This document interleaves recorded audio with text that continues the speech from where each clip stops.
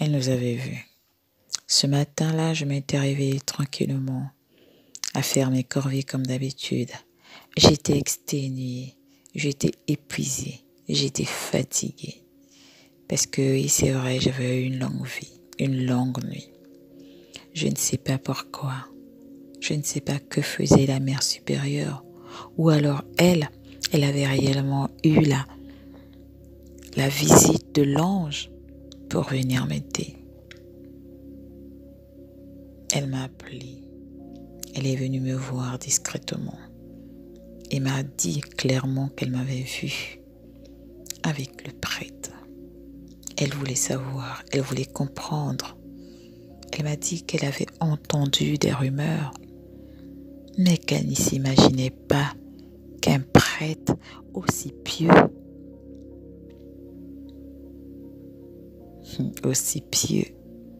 ce mot m'écoeure. J'ai juste du mal à le dire, aussi pieux. C'est l'impression qu'il donne à tout le monde. Lorsqu'on le voit, comme on dit, communion sans confession. Aussi pieux. Elle n'arrivait pas à croire. J'ai dû tout lui dire. J'ai dû tout lui raconter. Combien de prêtres, combien de mentors l'ont fait. Et c'était des actes divins, m'ont-ils dit. Non, ce ne sont pas des actes divins, m'a-t-elle dit. Ce sont des viols. Ce sont des abus. Tu ne dois pas te laisser faire. Tu es jalouse, lui ai-je dit. Parce qu'il m'a choisi. Parce que Dieu m'a choisi. Ça n'a rien à voir avec Dieu. Dieu n'accepterait jamais cela. C'est juste un porc, m'a-t-elle dit. Et c'est un violeur, m'a-t-elle confirmé. Non, je ne pouvais pas croire. Il est vrai qu'il m'avait expliqué ce sont des actes charnels, normalement punis par Dieu. Mais étant donné que ce fait avec un homme qui a la bénédiction de Dieu, peut-on dire qu'on peut être puni pour ça? Et je n'ai pas voulu la croire. Elle n'avait pas le droit de me dire que je commettais un péché.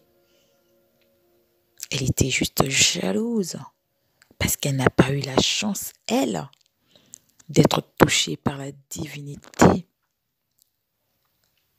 d'être touchée par l'homme de Dieu.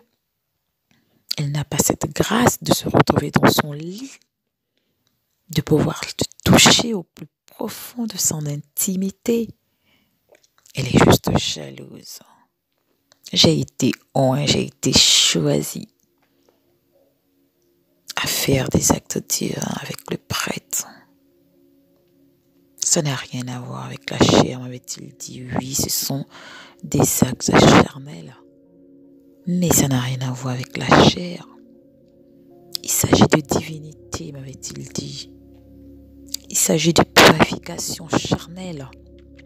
Afin que tu ne puisses pas te retrouver amoureuse et prise d'un homme qui vient d'ailleurs. Je suis un homme de Dieu. Tout ce qui me régit, c'est de l'humanité. C'est de l'éclair. C'est de la divinité. Il n'y a rien d'impur en moi. Tout est pur. Certes, ce sont des actes charnels, mais voulus par Dieu, m'avait-il dit. Comment n'aurais-je pas cru à cet homme? Ou alors, pourquoi ne lui aurais-je pas cru? Un homme de Dieu qui, ça fait plus de 25 ans, 30 ans qu'il sert Dieu. Qui suis-je alors, moi, une novice, à remettre en question ce qu'il me dit? Il avait tout à fait raison. Il avait le droit de pratiquer ses actes divins avec moi. Mais ce que je ne savais pas, c'est qu'il le pratiquait avec toutes les novices. Avec toutes les novices. J'aurais dû écouter la sœur. J'aurais dû écouter la mère supérieure qui voulait que je parle, qui voulait que je témoigne. Moi, je voulais servir Dieu. C'était ma vocation.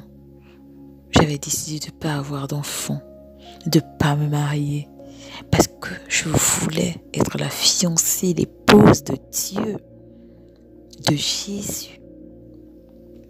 Et peu importe ce qu'on pouvait me faire, tant que j'étais focus dans mon objectif, suivre Dieu, être l'épouse de Dieu, l'épouse de Jésus. Si je devais passer par là, par une purification physique et mentale, ce n'était pas un problème. Encore moins que cette purification se fasse avec un élu, avec un homme de Dieu. C'est une bénédiction. C'est vraiment une purification sainte. Alors je ne l'ai pas écouté. 2 mois plus tard, elle nous avait surpris de nouveau. Elle a décidé d'aller parler au prêtre. Parce qu'en réalité, elle avait découvert que j'étais enceinte. Elle m'a dit qu'elle pouvait m'aider. Et c'est à ce moment précis que j'ai ouvert les yeux. Mais je crois qu'il était trop tard. Je ne suis plus allée à son rendez-vous. Il me l'a reproché. Et je lui ai dit que j'étais enceinte. Il m'a dit qu'il fallait que je sois purifiée et délivrée. Parce qu'un péché m'avait envahi. Mon enfant était un péché. Tu ne veux pas être enceinte. Tu aurais pu